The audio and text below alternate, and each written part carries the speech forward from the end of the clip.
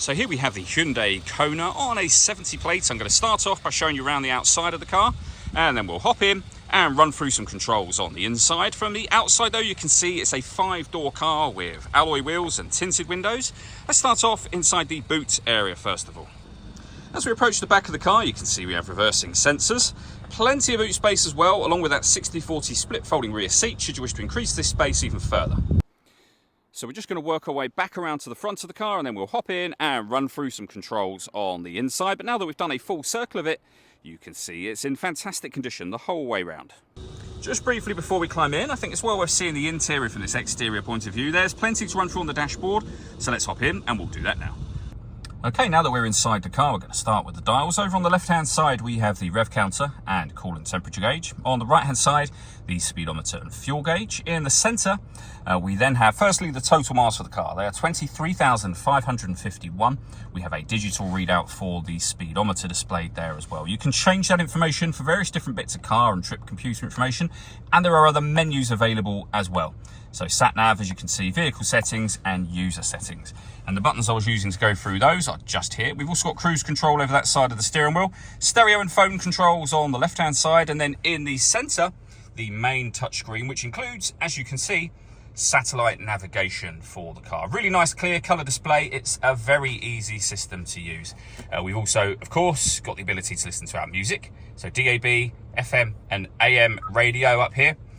You can go into all menus this way if you wish to, and you'll see media. So you can either use that button or this. Now it's greyed out at the moment because nothing is connected.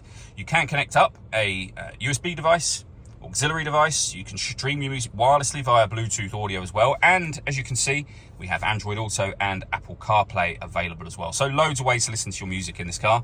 Pair your phone under the phone heading just there. You can access your satellite navigation from here, or again, by using the physical buttons on the right and left hand sides. And on top of all of that, this car also has a full color reversing camera as well.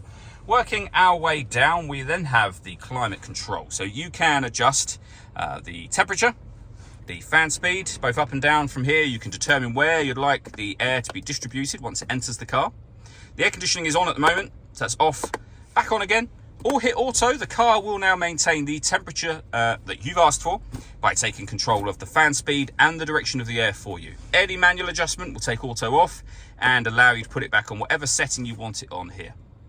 You can also recirculate the air that's in the car if you wish to. That's a great way of heating it up or cooling it down quickly in here, depending on the temperature you've set.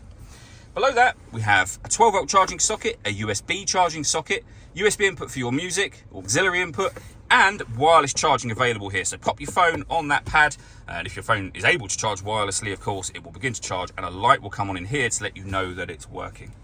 We have a 6-speed manual gearbox. We can turn off the stop and start from here. This car is designed to cut out when it's stationary in traffic to save you fuel. That system is turned off when that light shows. And over on the left-hand side, we can turn the parking sensors on and off, and the downhill brake control on and off from there as well. All that leads me to say is thank you for taking the time to watch this video. If you'd like to come and see this ULEZ compliant car for yourself and have a test drive, please feel free to call either of our MJA sites. We'd love to hear from you soon.